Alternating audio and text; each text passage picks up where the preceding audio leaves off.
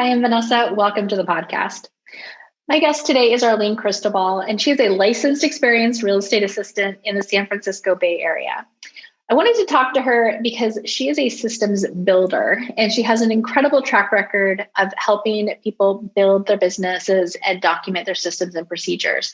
And I thought our conversation would be informative both to aspiring director of operations in the real estate space, as well as real estate agents who are considering hiring, and they want to know, what does it look like to hire someone who can really dig in and help them build the foundation of their business? We're also going to talk about micromanagement. We're going to talk about it from the perspective of someone who is a top performer and has been in a position where they were being micromanaged. And I want to get her perspective on how to deal with it if you are in a role like that, and how to avoid being a micromanager if you're an employer. So let's get into the interview.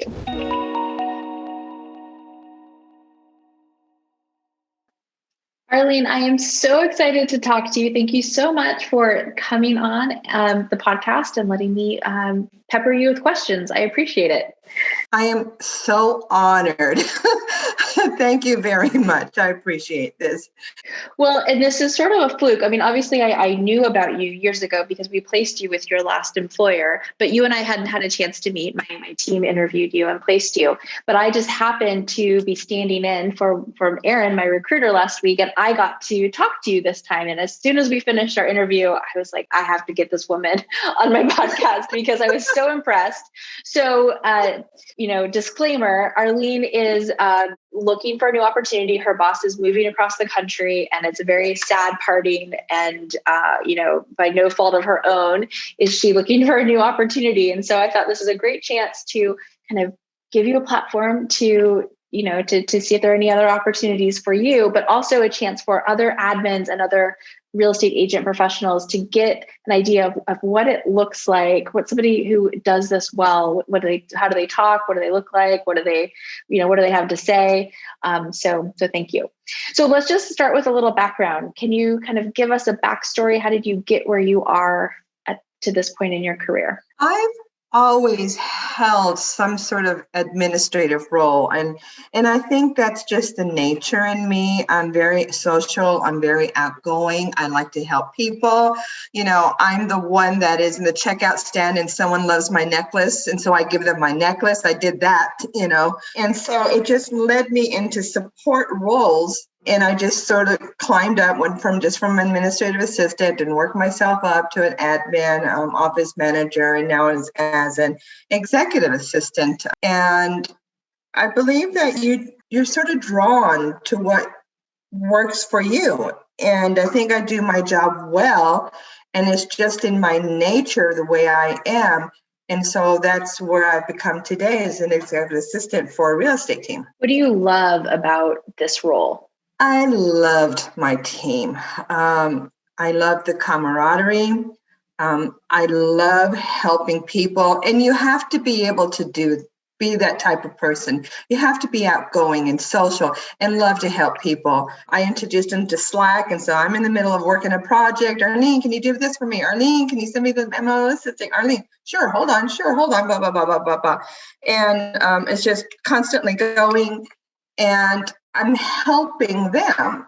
And then in return, I'm getting appreciation from them. That was great, Arlene. Thank you for sending to that meeting. I needed that real bad, so that it all plays in together. I want to touch on that. So your, your love language, I guess we'll say, is probably words of affirmation, right? So, And this is very common with administrative professionals. You are a caring person, you're a giving person. And the thing that you want back in return is recognition and appreciation for what you're putting out there. And so, if you were working for somebody who didn't slow down to recognize you, or didn't take the time to do that, no matter how much money they threw at you, that wouldn't matter, right?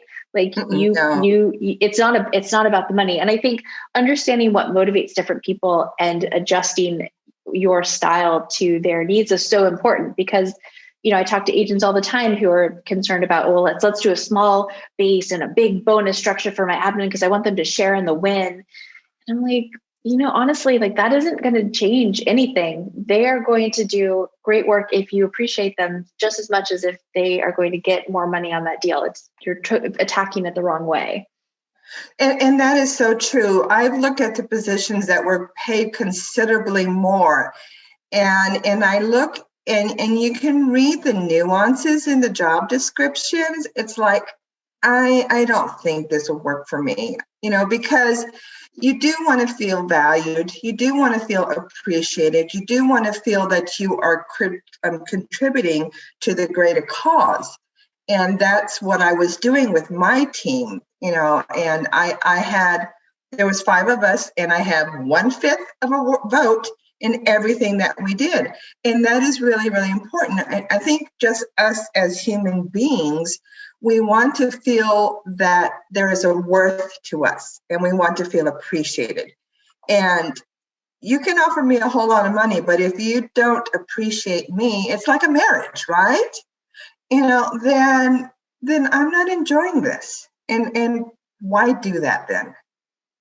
So I would want to dig into what you look for in a job ad. I think that's a really interesting conversation. So what are some of the clues that you're able to pull from the way a job ad is written that tell you whether or not a job is the right fit for you? Well, the first thing, I look at the salary range. And I guess I'm disappointed when I don't see a salary range, because I've gone with jobs that I thought that were great. And then when I get in the interview, oh, I'm sorry, Yeah. But you want a job description that, yes, it's going to tell you what type of environment you're going to be in, who you're going to be working with, and what you're going to be doing. But you also want a job description that's going to have, that's going to show you what they are giving you.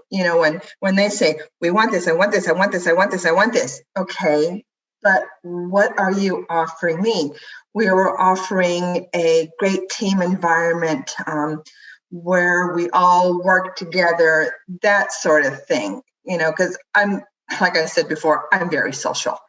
And so I need to know that I have that in that type of position, and that they're going to give to me just as much as I'm going to give to them. I'm so glad that you brought this up, because we really take a lot of time in the way we write our job ads, because we want to speak to the right candidate. So if it was an office that it was really quiet and there wasn't a lot of interaction and you were kind of alone in a corner, we'd want to write the ad in a way that didn't attract someone like you, right? Because that is never going to be the right environment for you. We get comments all the time. Actually, right now we have a client who values kindness. And that was something we wrote in the job ad. And I can't tell you how many people said, I was casually looking at job ads, but I saw that this agent valued kindness. And so I applied, and I'm really interested in working for someone like that. This is so important to slow down and think about, like, who are we? What do we stand for? And who do we want to attract? Who's going to be happy in this environment? And put that front and center in the job ad. Like, as you said, like, you are looking for those clues and deciding who do you want to spend time going down this rabbit hole with or not. And that's all you have to go by, is that, few paragraphs in a job ad. So, and that's true. That's very, very important. You want to get a sense of the type of person that you're going to be working with. And sometimes you can tell that these are just carbon copy ads, and they're saying the exact same thing, and they're just the minimum amount of information. And it's like, you have no sense. You could be walking into a booby trap, So I appreciate companies like you that take the time to put in what type of environment I would be walking in. So I sort of have a sense of the person, the office, and like I said, if you're the type of person that's quiet and you're going to be working in the corner in the office and you're going to be doing bookkeeping all day, it's like, no, I'm sorry. Yeah, that's not for you. And that's fine for somebody else, but that's not fine for me. I want to help. I want people to contact me. I don't want people to yell at me and say, where's this? Where's that? That sort of thing. Absolutely. So when you started working for Brian, it was just you and him, and now there are 5 people on the team. Yes. So talk about, you walk into this office. Were you his first assistant? I don't remember. Yes, I was his Yes, I was Very first brand new. assistant. Yes. I set the gold bar. Yes, you did. So you walk in, tell me about the environment. Did he have systems in place? Was his database up to date? Did he have checklists for you to follow? No, none of that. All right. So, and I can't, no, you had a background in real estate. You had sold real estate many years ago, and you'd been an assistant. So you weren't new to real estate. But you weren't coming from another team. No, I was coming from a completely different industry. And I used to sell real estate, and I used to sell real estate with Keller Williams. So I already had 2 pluses in my column. I come with a background. My forte is system implementation. That's what he needed. He had nothing. And he has 3 kids, and he is busy.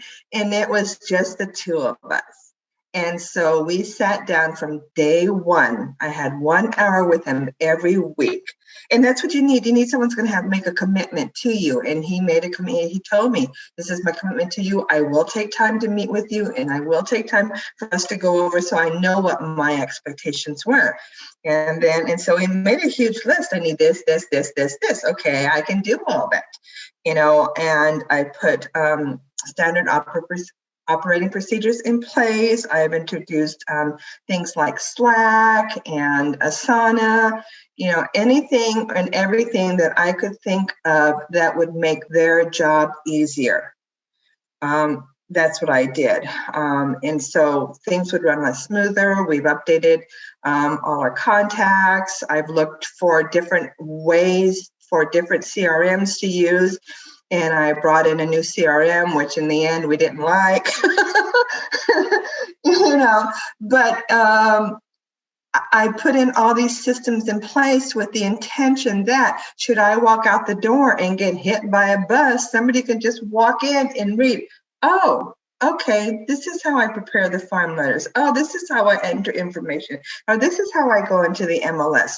So I had detailed screenshots of everything. I created buyer's checklists. I created seller's checklists. And then those were manually on Excel. And then I moved them over to Asana.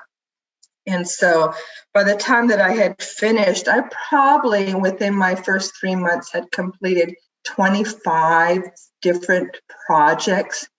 And then within 6 months, I had everything done and completed. And then it was just daily grind work. Amazing. And a couple things I want to make a distinction on here. Some people are system builders, and some people are good at following systems, and they are different people. Mm-hmm. So if someone else had walked into that role who wasn't a system builder, they would have struggled in that environment. And here's the thing, a system builder is a premium hire. It is harder to find someone who could do what you do than it is to find someone who can just, follow the checklist. Mm-hmm. And frankly, not everyone can follow the checklist. Like me, like don't ask me to do the same thing. Yeah, exactly. Don't ask me to do the same thing 3 times in a row. So my point is, when you are hiring, you need to figure out where you stand. Like, are you someone who can build systems? Do you have that strength and that ability or not? And if you're hiring, you need to figure out, do I need a systems builder or do I need a systems follower? I would say most agents, most teams need a system builder because they're coming in with nothing. So that's a really powerful thing. In 6 months, you created systems that didn't exist before. You documented them and you'd streamlined your procedures. Mm-hmm. At that point, 6 months in, that means you could go on vacation for a week, right? And someone could follow the system, right? Yes, amazing. Exactly. But I would feel guilty if I did. Or you could be, God forbid, hit by a bus. But the point is, like, there is so much freedom and there's so much, opportunity when you put that in place. Because when you don't, when it's like we're winging it every single time, or like you can't go away for an afternoon, you can't, you're stuck and you're stressed. And it's, I want to just highlight how valuable it is to put in the work up front to create what you created. And just like, that is a powerful thing. So you're 6 months in, you have systems in place. At what point did you and Brian start talking about adding agents to the team? I think we set a goal of adding an agent every 6 months. So once he felt comfortable with me and let me do my thing, then we interviewed and brought in a team member, and then we continued that process until we had 4 agents on the team. I think that is so smart. And so what was the value proposition that you were able to offer to the buyer's agents you were recruiting? I was in on the process as well. I sat down with Brian with the interview, and we discussed different things, and we discussed my roles. I wanted to get a sense of the type of person that I would be working with, because it would be really hard if this person was a very demanding person, because the way I and Brian work, he's not demanding at all. I know he has clear expectations and I know what they are. And so we wanted someone that would mesh. And that's what we did. And then after the interview, he goes, "What do you think?" "I like her. I think she's going to fit in really well." And then we would hire, we would get her process, get her comfortable with the systems, and then we would do it all again. Now there's just 3 of us, and we bring in another one, and then we just continue until we had, so we all had an input, and we all got to see that person in how they were and how they would work with the team, because our team was really tight. And you need to have that, you need to have someone that you can trust, that you can work with, that you can have fun with, and I was the hub of a wheel. They would all come back to me. So it was really important that we all had a rapport going with each and every agent in the team. Absolutely. I love that you were intimately involved in every hiring decision. I've seen what happens when the lead admin is not involved. I actually had an agent call me once, and they said, "Oh my gosh, my 3 admins got up and left today." Turns out because they loved the lead agent, but he'd hired this buyer's agent who was just awful, and he wouldn't do anything to protect his team from this buyer's agent. And this was just, like a second-year buyer's agent, barking orders, being nasty and rude. And finally they said, "We've had enough." And they all got up and left. Ouch. Oh, ow. So that's the worst case scenario. But I think on the other side, everybody has blind spots when we hire. And so you should have the involvement of everyone on your team. But also, I think you are a big part of the value proposition that Brian was able to offer to people coming onto the team. So why does a buyer's agent join a team? They're looking for leads, structure, administrative support, marketing, technology, coaching. Everyone has a different mix of needs, and every team offers their own unique value proposition, right? And that is really, really important, because I would have to reach out to my team. "Hey, I'm here if you need anything." "Oh, Arlene, I forgot you can do this." "Yes, I can." "Hey, I can do that for you. You don't have to do that." "Oh, I forget you can do that." "Yes, I can." "Oh, you are wonderful." "I know." Well, and it also makes it easier to implement systems and procedures that they need to follow, right? I've talked to agents who had buyer's agents first, and then they brought in an admin after. So imagine if Brian had hired those buyer's agents first, and then you were expected to come in and whip 3 people into shape and follow systems and procedures and do things in an organized way. That's a tall order, and that is a lot to ask of anybody. I don't care how good of a systems builder you are. But if you're in the process in the beginning, then it's much easier for you to say, "This is how we do things from the beginning. This is what we expect," right? Right. Because otherwise. And you have that. So even though it was just Brian and I would mention these things, and just like you said, that sounds like more work. No, it's not. Let me show you how. So when we brought in the agents, and when I implemented new systems, I trained them all.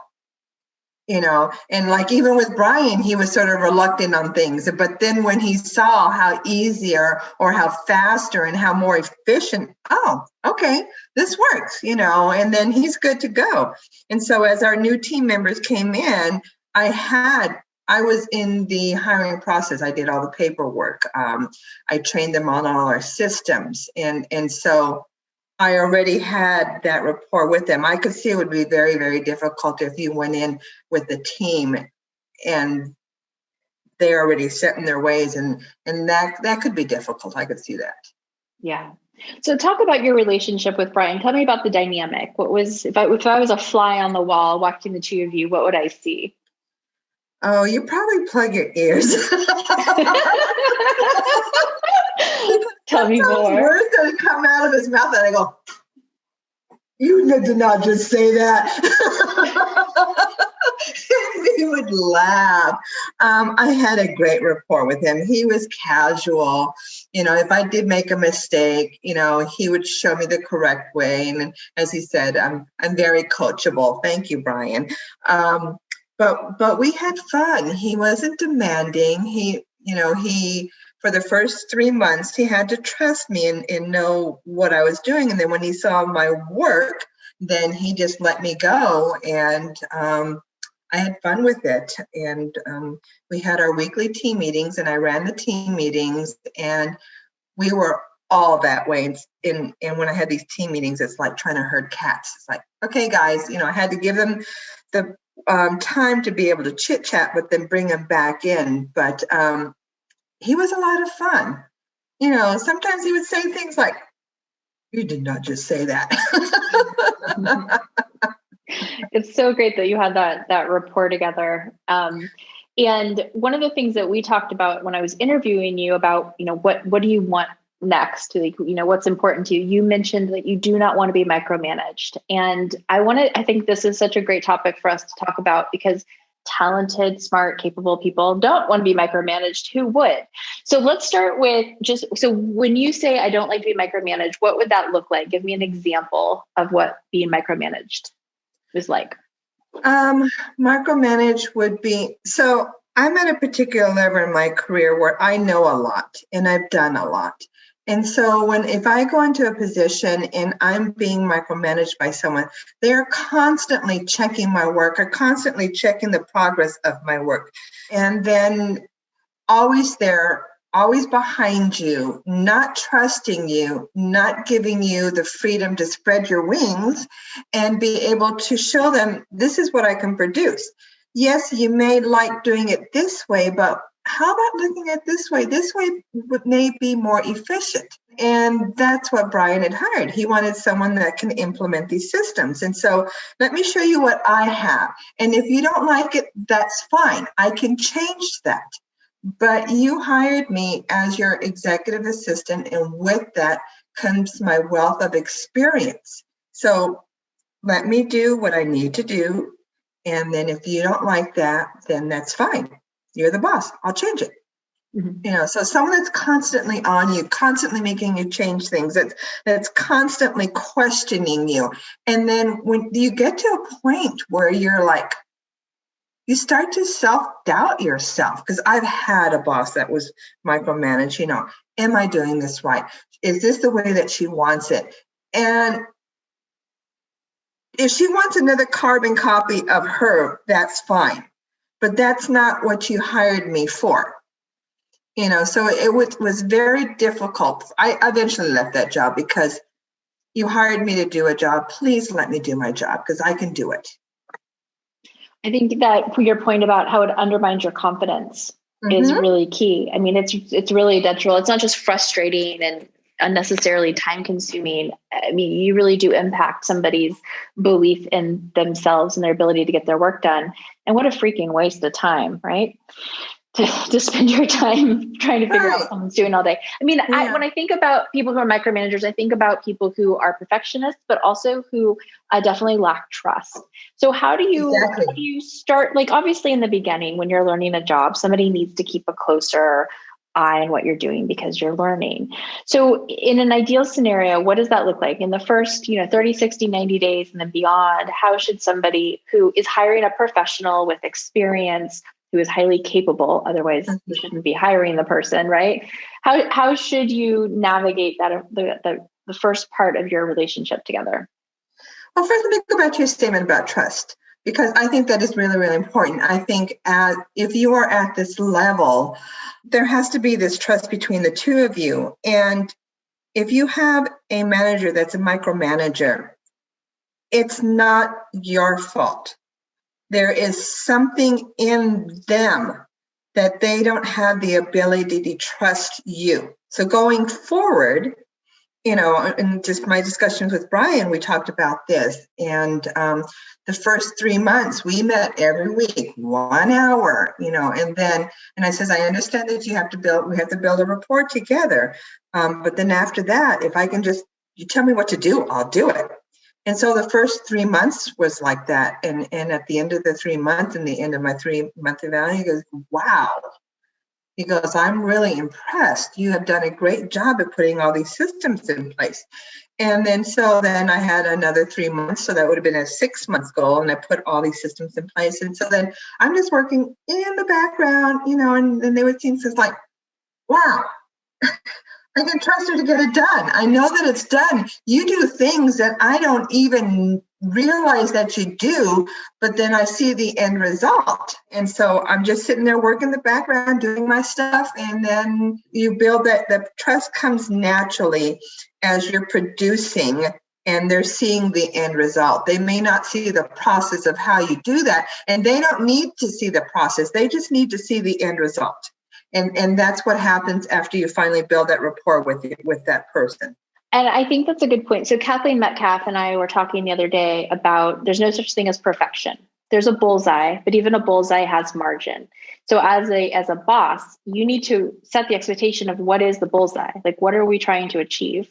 And there is going to be some margin. Like you said, you're not a carbon copy of them, but there's some margin of what's acceptable. All you should care about is, do they hit the mark and do they hit it on time? Mm-hmm. How they get there and whether or not their word choice or the color choice or whatever is exactly what you would do is irrelevant. It's not worth it to worry about that. Just get on with it.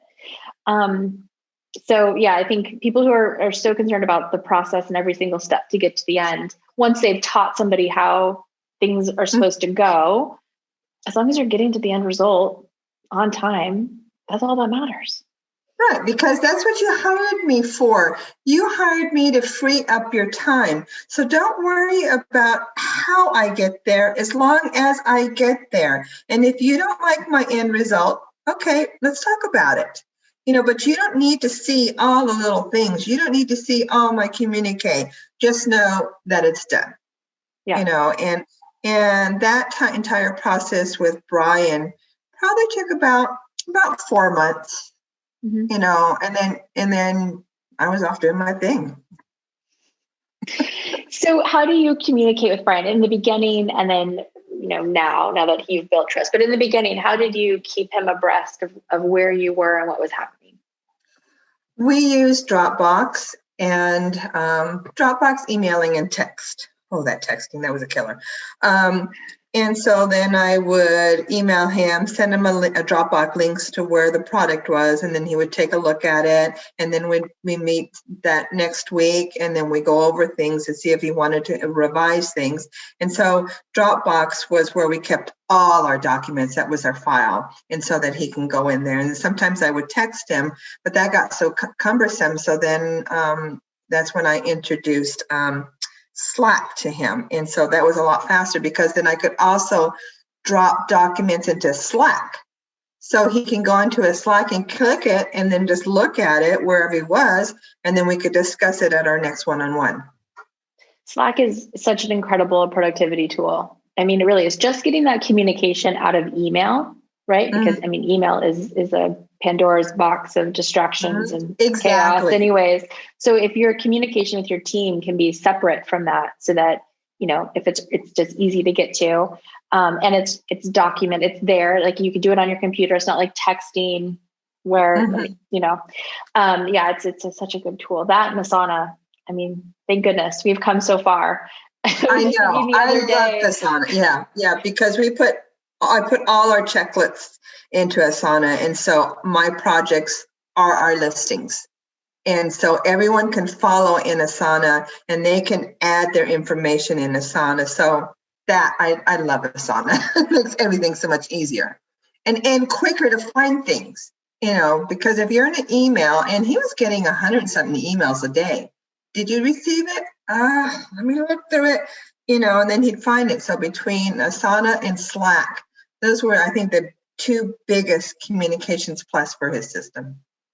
I was thinking the other day about when I started in real estate and we were teaching people how to organize those 6-part files.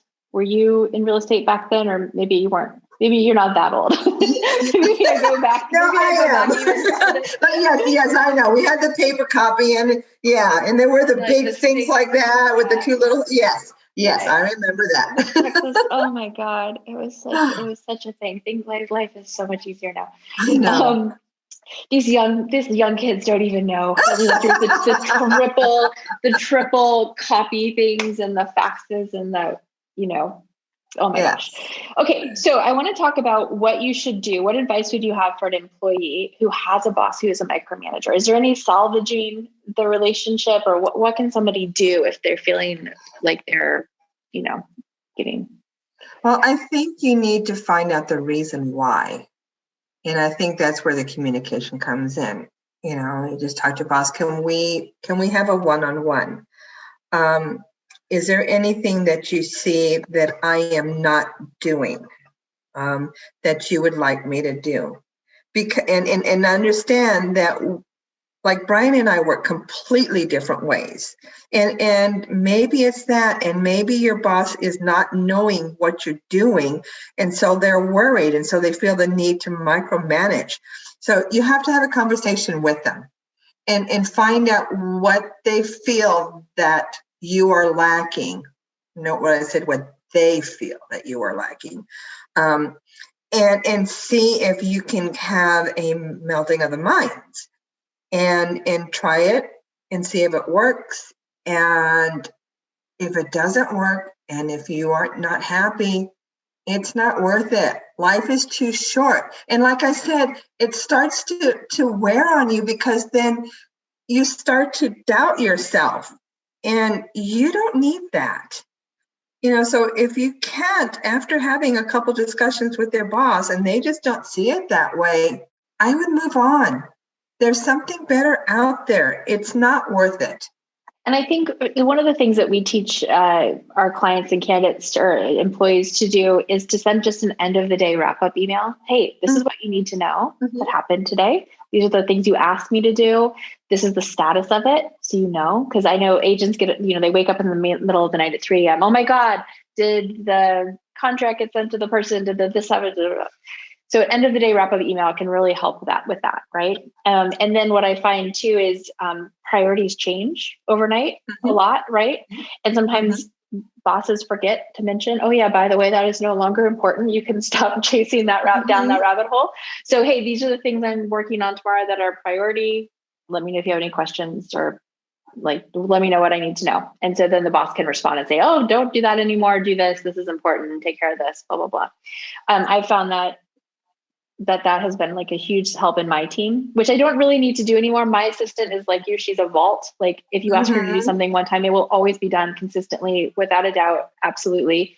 To the point where I've forgotten that she still does a thing. I'm like, oh yeah, I haven't looked at that report in 3 years. I guess you don't need to do that anymore. Sorry. Thank you for doing your job so well. So I don't worry about her anymore. But when somebody is new, we definitely keep that system so that we can train and get feedback and get communication without being on top of somebody all the time. So the first 3 months, it was like that with Brian. I get up in the morning and I go to work, and then I have my notepad right here, as I do right here, and I write down everything that I need to do for the day. And then I check them all off to make sure that I did it all. So then I have a running record. And sometimes you don't have time for something, and so you can move it to the next day. And then I would email him, this is a list of blah, blah, blah, blah, blah, blah, blah that I've done. So he knew exactly what I was doing. I had a boss that I couldn't get in with her. I couldn't get any one-on-one time with her. And she would say, I don't know what you do. And I say, I try to set these meetings up with you, but you keep on canceling it, or someone else comes in and then you kick me out. If you can constantly meet with me, I can tell you what I'm doing. I eventually left that job, but That was the micromanager. but but I had a list every morning, and so then I can check off my stuff. So especially when you're brand new and you're nervous and you're not quite sure, and you're learning all this stuff and it's all swirling in your head, and it's like, oh my God, if you just have a list of everything and the things that you don't get done, you just put it on the next day. And then you had a hard copy that you can go in, and then he says, wow, I did all that. Yeah, it's satisfying. That, and then building the system so that you're not trying to think of, okay, so what's the next thing I'm supposed to do on that project? It's just automatic because it's in the system, it's in the checklist, and then you just boom, boom, boom. And then you don't have to communicate about that stuff because, the both of you can go in and see in Asana exactly where everything stands. Super easy. Right. And that's how you would see, because then eventually I didn't even do that anymore because everything was automatic, and he would just see that, oh, she's done this. Oh, she scheduled that. Oh, okay, fine. It's all done. It's all taken care of. Exactly. And just for employers out there, just think about your peace of mind and quality of life. If you had somebody sitting next to you in your business who just took care of those things for you, who could build those systems and follow them. I mean, I think people too often have lower expectations than they should have of what's possible for them and the people that they hire. And I think, you're such a wonderful example of what it could be like to work with an actual professional administrator who takes pride in your job, is good at your job, is a leader within your role. And I mean, just look at how powerful that is as you try to create leverage in your business as a business owner. Right. I always talk about how, the real estate agent's job is to do dollar productive activities, right? Prospect, negotiate, close deals. And then everything else, these things are flying out of my ears. Everything else can be handled by the administrator, and how powerful to actually be able to delegate all that work to someone you trust. It's pretty cool. Yes. Yeah. I had to kick them out. You guys go sell. I got this. Don't worry. This is my job. Let me do it. You guys go sell. As my team likes to say, that they're like, go stay in your lane. Yeah, exactly. You stay in your lane. Because, and you're, I'm going to let you go in a second, but just one final thought. The reality is, and I think a lot of business owners can relate to this. Some of the stuff you do is comforting, right? It's less, you're not going to get rejected. It's not that difficult in the scheme of things to like play with the way the marketing piece should look. And so it's easy to get distracted and pulled into these things that are not your job and are not important. And frankly, you're not really the best at, because you don't really want to go make 10 more phone calls to people who aren't thrilled you're calling them today. Right? Exactly. That's your job. So I think, it's helpful to give people a little compassion and maybe a little bit of downtime, but it's so also great to have an administrator who says, did you make your calls today? Are you ready for that appointment? Because, we sometimes do need to be reminded to go back and stay in our lane and make it rain. Yeah, exactly. Arlene, thank you so much. It was so fun talking to you. You're such a joy. Thank you for sharing your insight and wisdom. And hopefully we can connect you to another amazing team as soon as possible. If you're interested in meeting with Arlene, reach out to us. We'd love to connect you. Cool. Thank you. You guys have a wonderful day, and thank you for this opportunity.